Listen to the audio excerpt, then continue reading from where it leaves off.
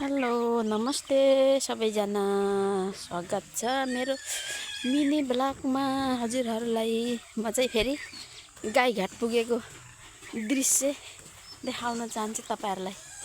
यता चाहिँ हाम्रो टमाटर फलेर यता चाहिँ मेरो बुढो चारला हुनुहुँदैछ।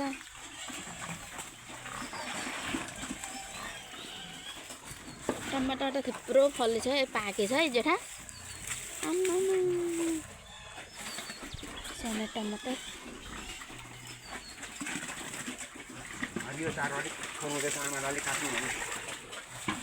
फोहोर हुँदैछ।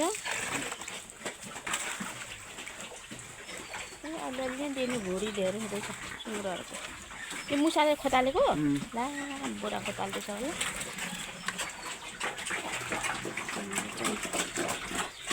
चेहरू